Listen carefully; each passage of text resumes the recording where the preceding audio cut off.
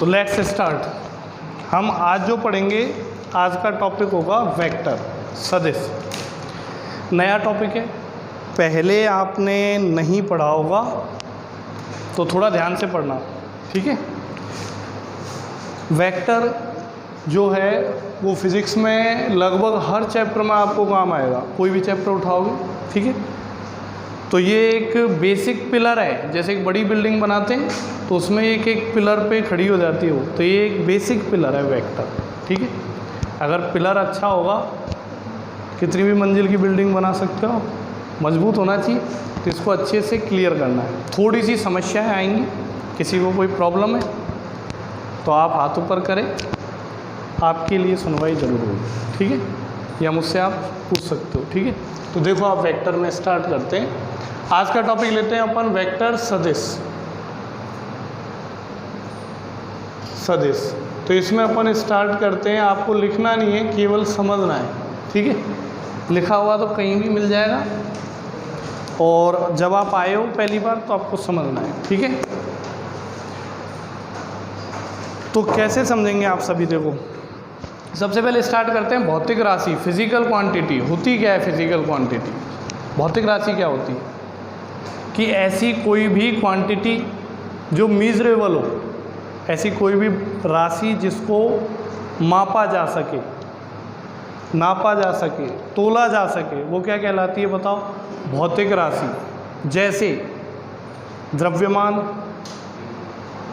बल, आयतन, क्षेत्रफल, वेग, विस्थापन, त्वरण, इन सबको मापा जा सकता है, तो ये क्या कहलाती है बताओ? भौतिक राशि। और जिन्हें नहीं नापा जा सकता, गुस्सा नाप सकते हो,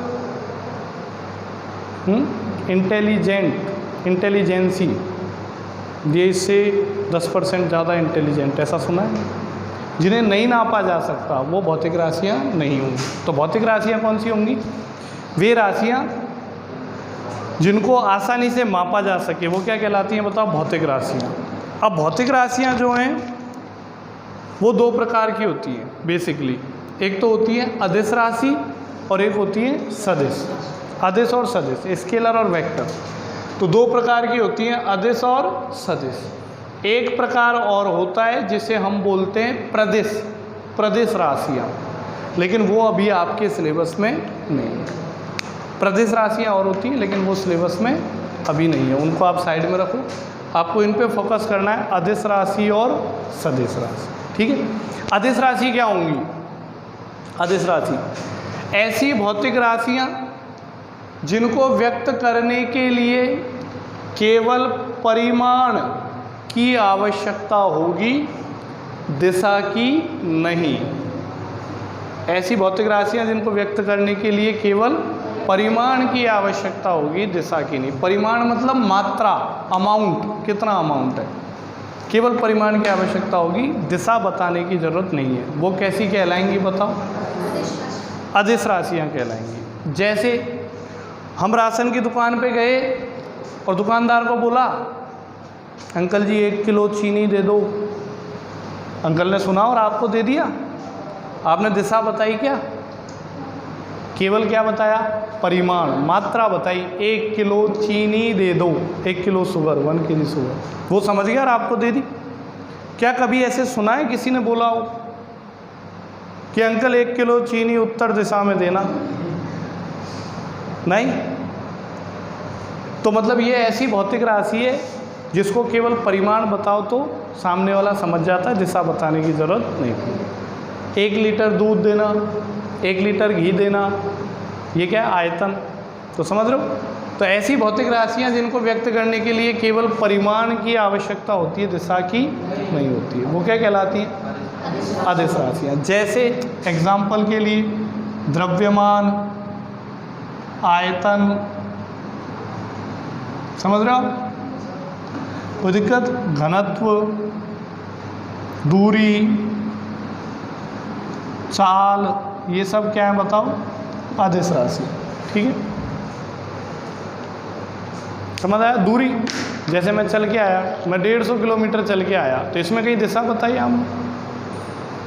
मैं 150 किलोमीटर चल के आया, दिशा की ज़रूरत है, क्या पता तुम छत पे ही घूम लियो।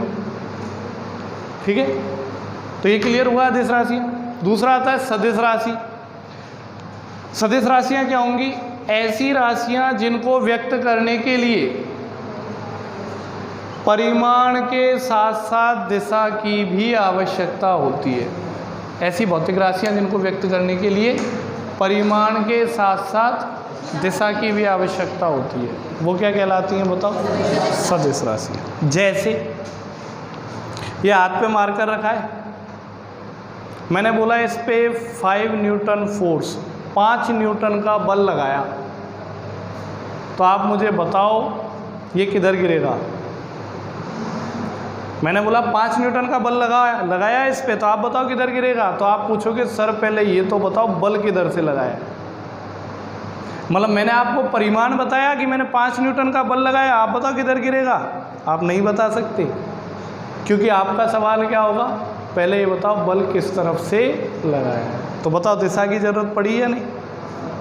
दिशा की ज़रूरत पड़ी? बोलो।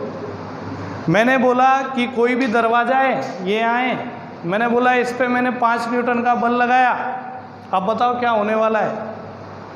ये दरवाज़ा बंद होगा या खुलेगा? तो आप मुझसे पूछोगे पहले ये बताओ बल किस दिशा से लगा रहे हो, किस तरफ से लगा रहे हो। जब तक मैं दिशा नहीं बताऊंगा तब तक आप इसका आंसर मुझे नहीं दे सकते। तो ऐसी भौतिक राशियां जिनको व्यक्त करने के लिए 5 न्यूटन मतलब परिमाण के साथ साथ दिशा की भी आवश्यकता होती है, तो वो क्या कहलाती हैं बताओ? सदिश राशियाँ कहलाती हैं। सदिश राशियाँ जैसे मैंने अभी नाम लिया, बल, विस्थापन, वेग, त्वरण, ऐसी बहुत सारी पढ़ेंगे अब।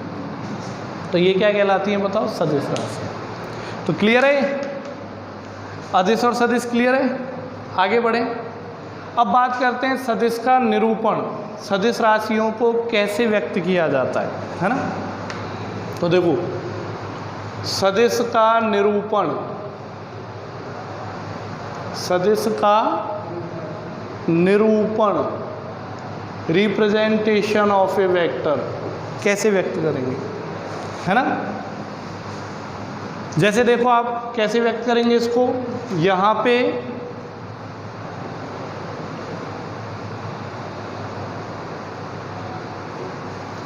इस तरीके से मैंने ये देखो ये एरो बनाया है,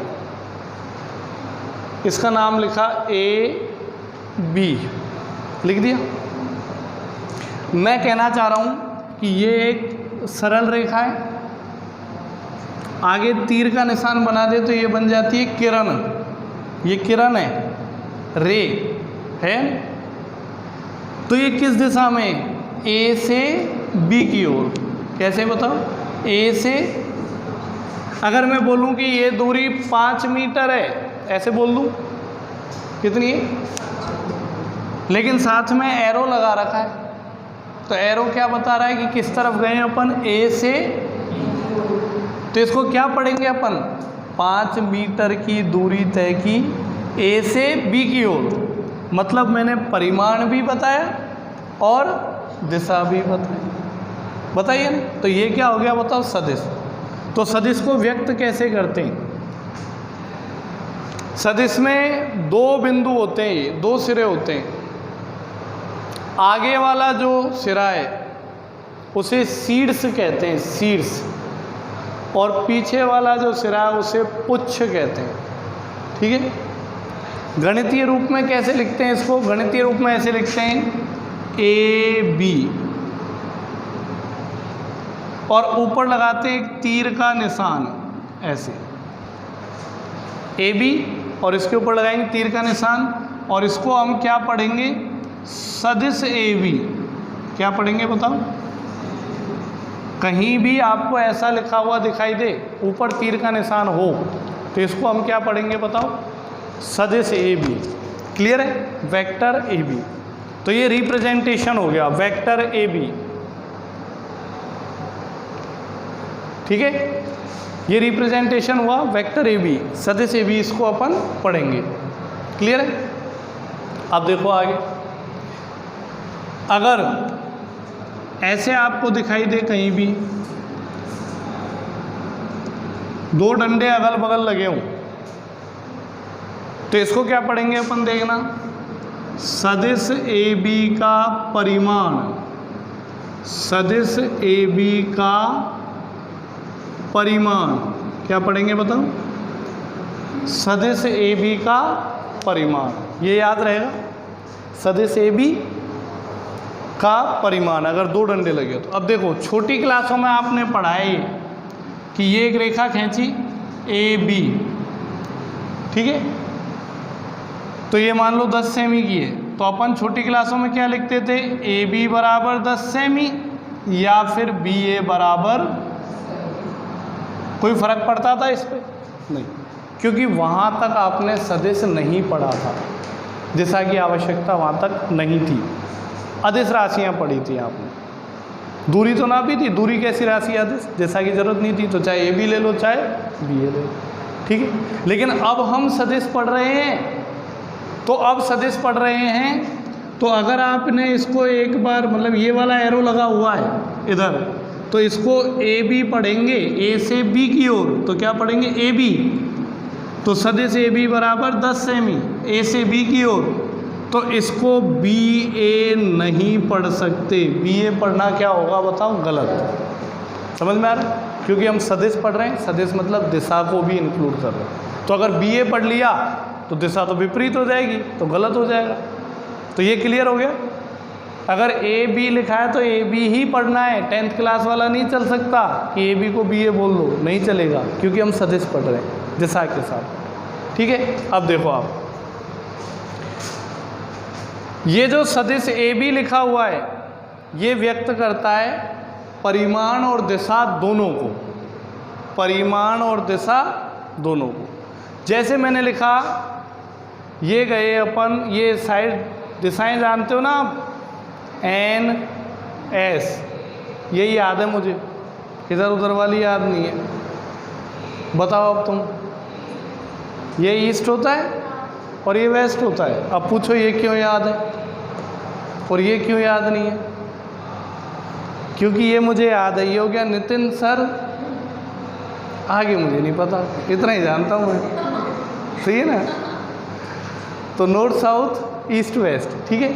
अब मैंने आपको कहा कि एक व्यक्ति ऊपर की ओर चला 5 किलोमीटर, यहाँ से एक व्यक्ति यहाँ से ऊपर की ओर चला 5 किलोमीटर, तो क्या लिखेंगे इसको कि 5 किलोमीटर उत्तर की ओर, 5 किलोमीटर उत्तर की ओर। अगर मान लो ये प्रारंभिक बिंदु A है और ये अंतिम बिंदु B है, तो इसको क्या पढ़ेंगे, सदिश AB, सदिश AB। और सदिश AB में क्या क्या चीज़ें लिखेंगे, परिमाण भी लिखेंगे और दिशा भी। तो परिमाण तो हो गया 5 किलोमीटर और दिशा क्या हो गई बताओ, उत्तर की ओर। तो समझ में आया सदिश AB का मतलब, इसको क्या पढ़ेंगे, सदिश AB, अर्थ क्या होगा, 5 किलोमीटर उत्तर की ओर, मतलब परिमाण और दिशा दोनों, ठीक है। फिर अगर मैं लिखूं सदिश AB और इसके लगा दूं अगल बगल दो डंडे, मोड, मॉड्यूलस, तो इसको क्या पढ़ेंगे, सदिश AB का परिमाण। इसको क्या पढ़ेंगे, ये कहीं भी दिखे ऐसा तो इसको क्या पढ़ेंगे, सदिश AB का परिमाण। और यहाँ पे सदिश AB का परिमाण कितना है, परिमाण मतलब मात्रा, कितना है 5 किलोमीटर। तो इसका आंसर क्या लिखेंगे, 5 किलोमीटर। इसमें दिशा नहीं लिखेंगे, क्योंकि इसका मतलब क्या है, सदिश AB का परिमाण, केवल परिमाण। बोलो है, इसका मतलब है परिमाण, तो परिमाण हो गया 5, और सदिश AB में क्या आएगा, परिमाण भी आएगा और दिशा भी आएगा। बोलो आएगी नहीं, क्लियर है, कोई दिक्कत? आगे देखो, ये मैंने आपको बताया सदिश का निरूपण, सदिश को ऐसे व्यक्त करते हैं, याद रहेगा, भूल तो नहीं जाओगे, छोटी छोटी चीज़ें। अब आगे आओ, आगे बढ़ते हैं अपन। सदिशों के प्रकार, टाइप्स ऑफ वेक्टर, सदिशों के प्रकार। कौन कौन से प्रकार होते हैं सदिशों के, बताएं। पहला सदिशों का प्रकार ले रहे हैं, पहला अपन लेते हैं शून्य सदिश, जीरो वेक्टर या नल वेक्टर, ठीक है। शून्य सदिश क्या होगा? ऐसा सदिश जिसका परिमाण शून्य हो, ऐसा सदिश जिसका परिमाण शून्य हो। ऐसा कोई भी सदिश जिसका परिमाण शून्य है वो क्या कहलाएगा बताओ? शून्य सदिश। परिमाण शून्य होने का मतलब समझते हो? जैसे ये सदिश है, ये 4 सेंटीमीटर का है, इसका परिमाण कितना है? 4 सेमी। दिशा ये परिमाण है। मैं बोलूँ परिमाण शून्य है, परिमाण शून्य का मतलब समझते हो? इसको कम करो, घटाया, ये 3 सेमी, ये 2 सेमी, ये 1 सेमी और ये 0 सेमी। तो मतलब क्या हो गया? ये एक बिंदु हो गया। बिंदु क्या हुआ बताओ? एक बिंदु हुआ या नहीं? तो कोई भी एक सामान्य सा बिंदु जो होता है उसका परिमाण क्या होता है? शून्य। तो ऐसा कोई भी सदिश जिसका परिमाण शून्य हो वो क्या कहलाएगा? शून्य सदिश। क्या इसकी दिशा का पता लगाया जा सकता है? नहीं लगाया जा सकता, क्योंकि खुद ही बिंदु के आकार का है। दिशा तो तब पता लगे ना जब कहीं आगे बढ़े, ये तो कहीं बढ़ ही नहीं रहा, तो इसकी दिशा जो है वो अनिश्चित होती है। मतलब ये कब पता लगेगी? जब इसका परिमाण बढ़े, शून्य से बढ़े। अब वो ज़रूरी थोड़ी है शून्य से इधर भी बढ़ सकता है, इधर भी बढ़ सकता है, कहीं भी बढ़ सकता है, हमें आइडिया थोड़ी। एक शून्य सदिश है, उसकी दिशा का अंदाज़ा नहीं लगाया जा, होती तो है लेकिन निश्चित नहीं है किधर होगी। वो तो तभी पता लगेगा जब उसका परिमाण शून्य से आगे बढ़े। क्लियर है? समझ आया? तो शून्य सदिश की डेफिनेशन क्या हुई? ऐसा सदिश जिसका परिमाण क्या कहलाएगा बताओ? ठीक है। दूसरा आपके पास आएगा समान सदिश। समान सदिश क्या होंगे? ऐसे दो सदिश जिनका परिमाण समान है और दिशा भी समान है, वो क्या कहलाएंगे? समान। ऐसे दो सदिश जिनका परिमाण समान है, दिशा भी समान है, क्या कहलाएंगे?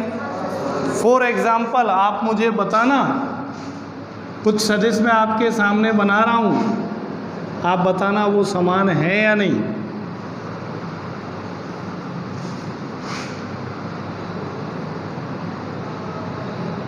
ठीक है?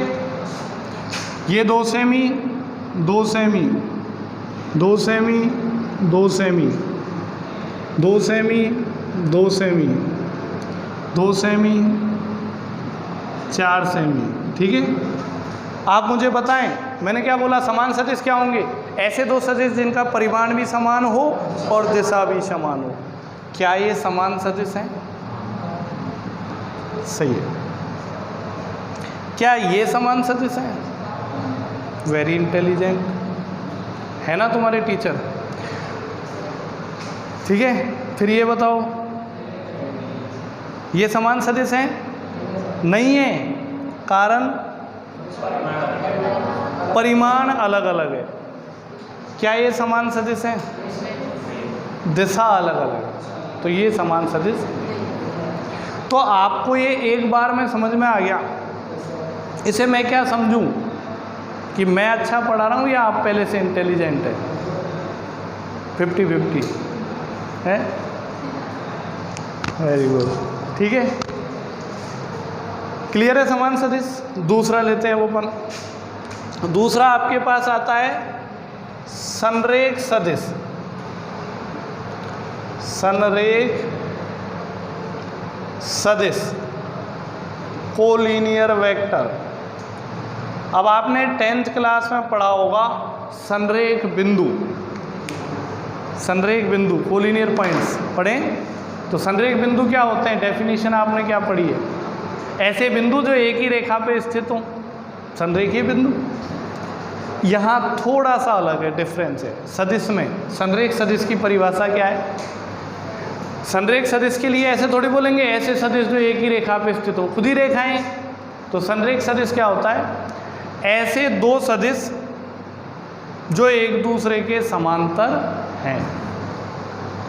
ऐसे दो सदिश जो एक दूसरे के समांतर हैं क्या कहलाते हैं?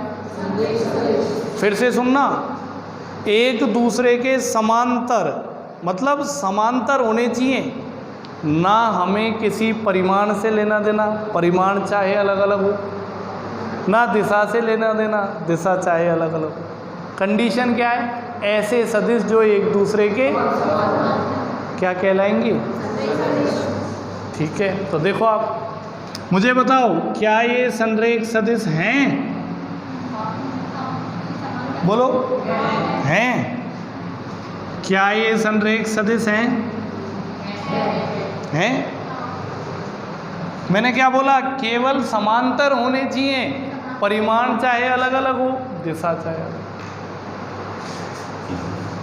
क्या ये संरेख सदिश हैं? हैं। परिमाण चाहे अलग हो, दिशा चाहे अलग हो, समांतर होने चाहिए, कन्फ्यूज नहीं होना है। ठीक है, तो देखो, क्या ये संरेख सदिश हैं? नहीं है, ये संरेख सदिश नहीं है। तो क्लियर है? ऐसे सदिश जो परस्पर समांतर, वो क्या कहलाएंगे बताओ? संरेख सदिश कहलाएंगे, चाहे परिमाण अलग अलग हो, दिशा अलग अलग, समांतर हो। ठीक है, आगे बढ़ें। चौथा आपके पास आता है इकाई सदिश या एकांक सदिश। इकाई या एकांक सदिश, यूनिट वेक्टर। इकाई सदिश या एकांक सदिश, यूनिट वेक्टर। ठीक है, इकाई सदिश क्या कहता है? इकाई सदिश कहता है कि ऐसा सदिश जिसका परिमाण इकाई हो, ऐसा सदिश जिसका परिमाण इकाई हो। ठीक है, वो क्या कहलाता है? इकाई सदिश। इसकी परिभाषा बिल्कुल इसके जैसे। इसमें क्या बोला था? ऐसा सदिश जिसका परिमाण। इसमें क्या बोल रहे हैं? ऐसा सदिश जिसका परिमाण इकाई, एक, जैसे 1 सेमी हो या 1 मीटर हो या 1 किलोमीटर हो, एक होना चाहिए। अंक जो है, अंक वो एक होना चाहिए, मात्रक चाहे कोई नहीं। तो ऐसा सदिश जिसका परिमाण इकाई हो, जैसे सदिश बनाया, इसका परिमाण है 1 मीटर, तो ये कैसा है बताओ? इकाई सदिश। ऐसा सदिश जिसका परिमाण इकाई हो, एक हो, वो क्या कहलाएगा बताओ? इकाई या एकांक। क्लियर है? इकाई सदिश सदैव सदिश की दिशा को व्यक्त करता है। इकाई सदिश सदैव सदिश की दिशा को व्यक्त करता है। कैसे? अब परिमाण तो एक है, तो किसको व्यक्त करेगा? ये दिशा को ही तो करेगा। जैसे अपन लिखें 1 मीटर उत्तर की ओर, है ना? दोनों को गुणा में लिख दें तो एक को इससे गुणा करें तो क्या आ गया बताओ? उत्तर। तो केवल किसको व्यक्त करता है? दिशा।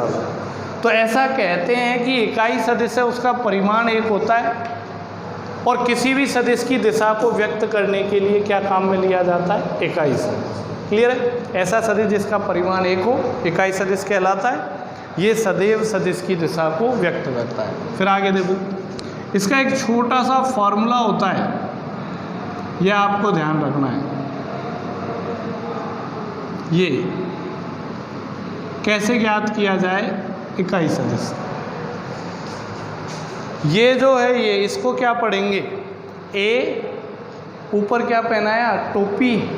इंग्लिश में क्या कहते हैं? कैप। तो क्या पढ़ेंगे? A cap. A cap. और इसी को क्या बोलते हैं अपन?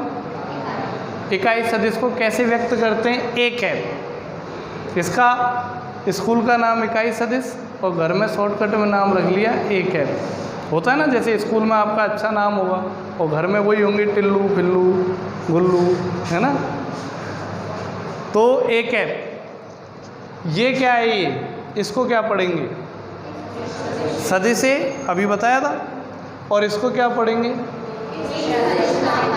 सदिश ए का परिमाण। क्लियर है?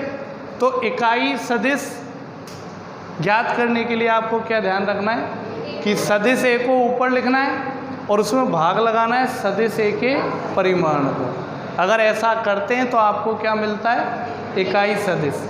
इकाई सदिश को ए कैप से व्यक्त करते हैं, ए कैप पढ़ेंगे। ठीक है, तो ये फॉर्मूला आपको याद रहेगा। इसी में आते हैं,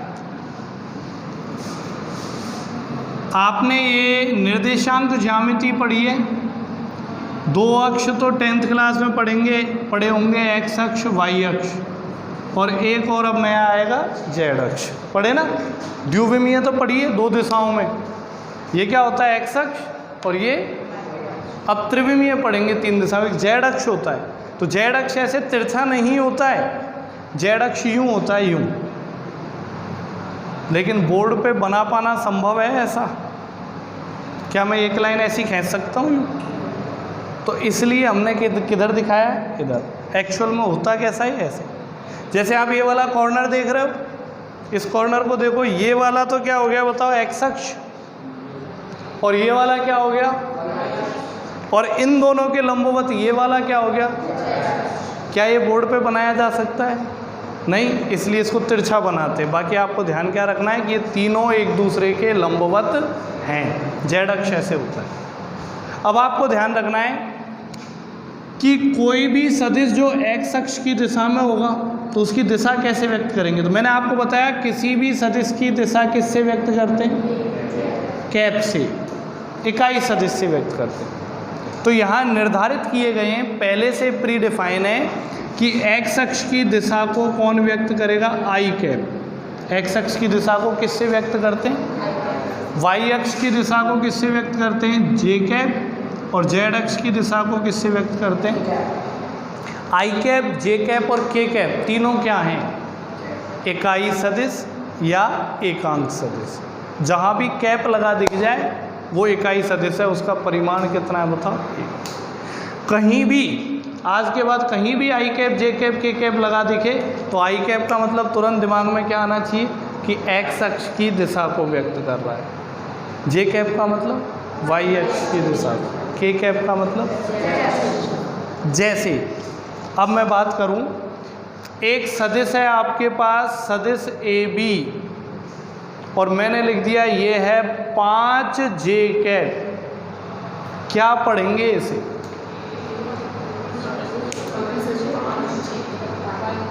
सदिश ए बी 5 जे कैप। क्या पढ़ेंगे कि सदिश ए बी है, इसका परिमाण है 5 इकाई, और ये वाई अक्ष की दिशा में है।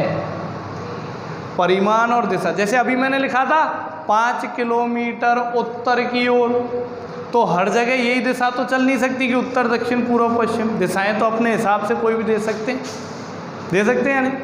अब जैसे तुम गांव में चल जाओ कि दिशा बताओ, तो ऐसे कहेंगे परेकू, उरेकू, कहेंगे या नहीं? बोलो, नंगरा माऊँ, बिनेगा माऊँ, ऐसे कहेंगे। तो सबके अपने तौर तरीके होते हैं दिशाएं कैसे दिखाएं। लेकिन अपन जब फिजिक्स पढ़ते हैं तो किसी भी गति को अच्छे से समझाने के लिए, किसी भी गति की व्याख्या करने के लिए अपन क्या काम में लेते हैं? निर्देशांक पद्धति काम में लेते हैं। इससे हर चीज़ की व्याख्या हो जाती है। तो इसी के आधार पे पढ़ेंगे। तो जैसे मैंने आपको लिख दिया 2 आई कैप, तो 2 आई कैप का मतलब क्या समझे आप? कि हम 2 इकाई दूरी चलें, किस दिशा में? मैं लिख दूं -3 जे कैप। 3 इकाई दूरी चलें माइनस जे कैप की दिशा में। इसका मतलब समझे? ऊपर की तरफ प्लस जे कैप, तो नीचे की तरफ ऐसे तो होता है, ऊपर की तरफ धनात्मक वाई अक्ष, तो नीचे की तरफ ऋणात्मक वाई अक्ष। बोलो, होता है ना? क्लियर हो रहा है कुछ? जब भी ऐसे लिखा है तो ये परिमाण और ये क्या है बताओ? दिशा। जहाँ भी कैप लगाओ वो किसको व्यक्त करता है? दिशा को। उसका कोई मतलब नहीं होता। अब एक साथ लिख दूं मैं, जैसे मैंने लिख दिया 5 आई कैप प्लस 4 जे कैप। इसका मीनिंग क्या हुआ? कि हम 5 इकाई तो x अक्ष के अनुदिश चलें और 4 इकाई y अक्ष। ये परिमाण और ये दिशा। जहाँ भी कैप लगा हो वो एकांक सदिश होगा और वो केवल दिशा को व्यक्त करेगा। क्लियर है? तो चौथा प्रकार जो मैंने आपको बताया वो था इकाई सदिश या एकांक सदिश। पांचवा प्रकार आपके पास आता है ऋणात्मक सदिश या विपरीत सदिश। ऋणात्मक या विपरीत सदिश, अपोजिट वेक्टर या नेगेटिव वेक्टर। ठीक है, ये क्या होगा? जैसे आपके पास कोई ये सदिश है, इसका नाम दे दिया सदिश ए। अगर इसको अपनी प्रारंभिक अवस्था से 180 डिग्री के कोण पर घुमा दिया जाए, प्रारंभिक अवस्था से 180, तो 180 कोण पे घुमा दो, पकड़ के ऐसे घुमा दे इधर, तो ये ए को पकड़ा यूं यूं यूं घुमाया, तो ये किधर बन गया बताओ? इधर। तो इसको अपन क्या बोलेंगे? विपरीत सदिश। क्या बोलेंगे? या ऋणात्मक सदिश। सिंपल सी बात है। इधर क्या होगा? धनात्मक x अक्ष, तो इधर क्या हो जाएगा बताओ? तो अगर किसी भी सदिश को 180 डिग्री के कोण पर घुमा दिया जाए तो उसे हम विपरीत सदिश या ऋणात्मक सदिश बोलेंगे, और उसके आगे माइनस का चिन्ह लगाकर व्यक्त। सदिश टॉपिक में किसी भी राशि के आगे माइनस लगा हुआ है तो माइनस का मतलब वो ऋणात्मक नहीं है, माइनस का मतलब है कि दिशा उल्टी हो गई। माइनस का मतलब क्या है? जैसे प्लस y अक्ष ऊपर की ओर तो माइनस y अक्ष दिशा उल्टी हो गई। जहाँ भी माइनस हो दिशा उल्टी हो। ठीक है, या दूसरे शब्दों में ऐसे कह दो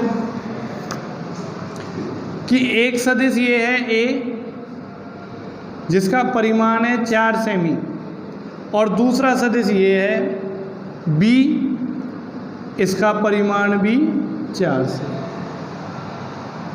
तो b a का ऋणात्मक सदिश है, या a b का ऋणात्मक सदिश, या b की जगह अपन लिख सकते हैं माइनस a, या फिर a की जगह लिख सकते हैं अपन माइनस।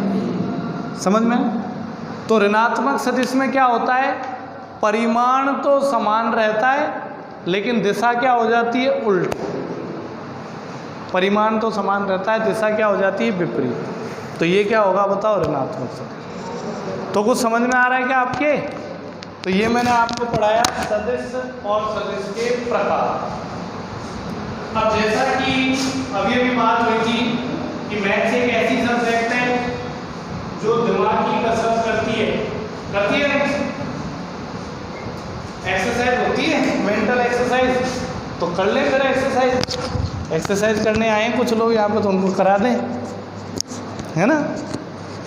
तो अब मेरा सवाल आपसे होगा एक छोटा सा, अब तक मैंने की एक्सरसाइज, अब आप करेंगे। तो एक्सरसाइज देखो क्या करनी है आपको। एक छोटा सा सवाल आपके सामने रखते हैं। ये है, ये एक बनाया पैरेललोग्राम, समांतर चतुर्भुज बना दिया। ठीक है, नाम दिया, सदिश रूप में देते हैं। इसकी भुजाओं को सदिश रूप में व्यक्त कर रहे हैं। ये सदिश A है, ये सदिश B है, ये सदिश C है और ये सदिश। क्लियर है? इनकी दिशाएं मैंने आपको दी हैं, ये यही रहेंगी, मैंने आपको दे दी हैं। ये समझ में आया? सदिश A की दिशा ये, सदिश B की ये, सदिश C की ये और सदिश D की ये। आपको इस डायग्राम को देख के मुझे बताना है, क्वेश्चन क्या है, मुझे क्या बताना है? पहला तो बताना है समान सदिश कौन कौन से हैं, समान सदिश कौन से हैं। दूसरा, विपरीत सदिश कौन से हैं, विपरीत सदिश कौन से हैं। तीसरा, संरेख सदिश कौन से हैं, संरेख सदिश कौन से हैं। ठीक है, एक और आएगा लास्ट, जो है सह आदिम सदिश कौन से हैं? सह आदिम, ये अभी मैंने बताया नहीं सह आदिम, ये और बता देता हूँ, लास्ट ही रह गया था छठा, सह आदिम सदिश, ज़्यादा इंपॉर्टेंट नहीं है इसलिए नहीं बताया था। सह आदिम क्या होते हैं? ऐसे सदिश जिनका प्रारंभिक बिंदु एक ही हो, वो क्या कहलाते हैं? सह आदिम सदिश।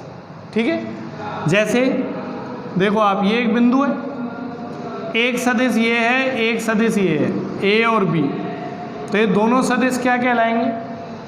सह आदिम सदिश, क्योंकि दोनों का प्रारंभिक बिंदु क्या है बताओ? सह आदिम सदिश की परिभाषा क्या होगी? ऐसे सदिश जिनका प्रारंभिक बिंदु एक ही हो। अब बताओ मुझे, क्या ये सदिश और ये सदिश सह आदिम सदिश हैं क्या? बताओ। नहीं है, क्योंकि इनका प्रारंभिक बिंदु एक नहीं है। प्रारंभिक बिंदु कौन सा होता है? ये वाला। तो इनके प्रारंभिक बिंदु अलग अलग हैं, तो ये सह आदिम सदिश नहीं है। ऐसे सदिश जिनका प्रारंभिक बिंदु एक ही हो, ये दो भी हो सकते हैं, दो से ज़्यादा भी हो सकते हैं। ऐसे सदिश जिनका प्रारंभिक बिंदु एक ही हो, वो क्या कहलाते हैं? सह आदिम सदिश। तो क्वेश्चन ये है, ये एक समांतर चतुर्भुज है, इसकी भुजाओं की दिशाएं दे रखी है, आपको ये पता करने कौन कौन से हैं। समान सदिश, विपरीत सदिश, संरेख सदिश, सह आदिम सदिश। ठीक है, पता करो, किसी को मत बताना, मैं जब पूछूं तभी बताना। आज की वीडियो में इतना ही।